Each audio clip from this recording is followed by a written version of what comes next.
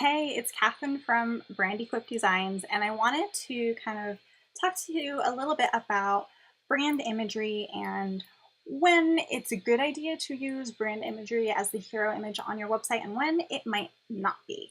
And really, the deciding factor in this is, are you a lifestyle brand or not? And a lifestyle brand is basically a brand that kind of showcases you and your life as an inspiration for your clients to achieve. So I'll show you an example of this, and I also have on the screen an example of the opposite of this, something that's more based on the services. And this is actually to go along with a blog post that I am putting up about this whole topic on brand imagery and how having a brand photo shoot is not necessarily the right move to go if you have with well, it's always a good idea to have really great brand photos of yourself, but they're not always the best to put on the homepage of your site if you're in a service-based business. They're more for, below the hero image or on the about page or on a contact page or something like that. You want to put your face out there. It's really important, but you don't always want your face to be the brand of your business. And really, when you have a lifestyle brand, your face is your brand in a way. So let me kind of show you a couple of examples because I think that that'll help clear a few things up. So the first example is the opposite of a lifestyle brand. This brand is about a service. Andrew Mellon, I haven't actually worked with him at all, but I came across his website at one point when I was doing some research for a client, and really loved the way that they were super simple about, their website, and he does decluttering services. He's based in New York City, I believe. And rather than putting his face behind these words, like a lot of people tend to do these days, he just has an image of what his clients can achieve in their home or their work spaces. So as opposed, this is kind of more along the lines of what your imagery can do as far as representing the results that your clients want to achieve and tapping into that desire of what they want their life to look like in terms of your service. So before you even go anywhere on the website, you get an idea as to what you're going to be able to get from this company. And that is less clutter, a more clean lifestyle filled with, functional yet beautiful designed spaces. So as opposed to, let's look at a more lifestyle brand.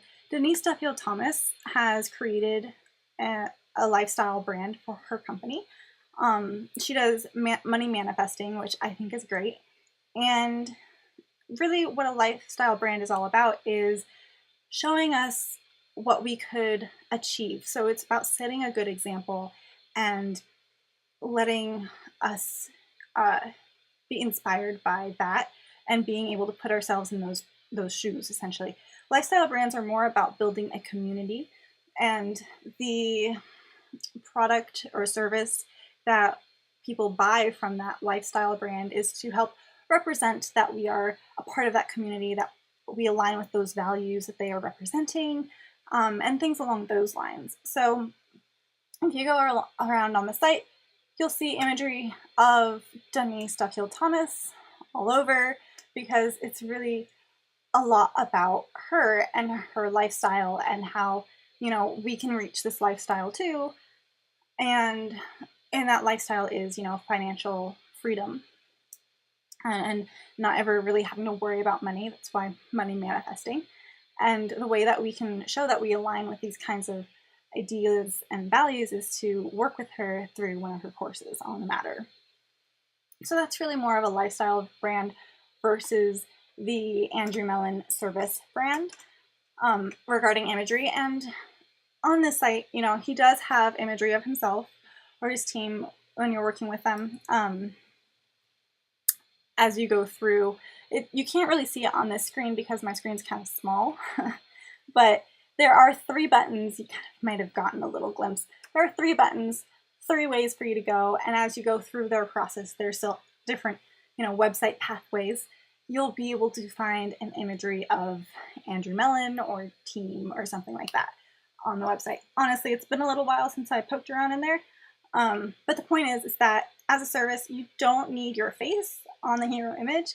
It's better to actually have something that speaks to your clients about what they are coming to you for.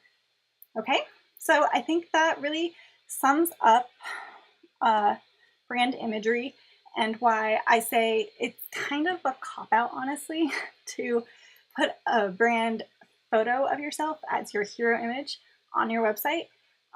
You definitely should still be looking into branded photo shoots and stuff like that. I think that they can create really beautiful imagery that you can use in many ways and on many other pages of your sites.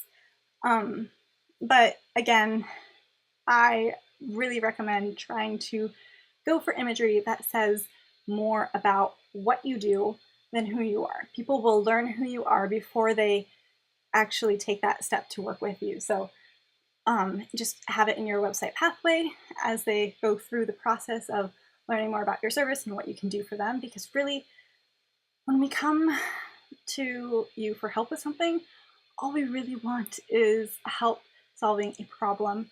And we're here because you say that you can help us solve that problem. So it's about us, and we want to see what we can get, what we can achieve through working with you. So that really kind of sums it up a little bit. Again, if you're interested in this and want to kind of learn a little bit more about this, I would highly recommend checking out the blog post that goes along with this video. This was really more of just like a visual example of one versus the other so that you could see the difference, because I think seeing is sometimes clearer than if I were just to tell you. So there we go. Have a lovely day and be successful.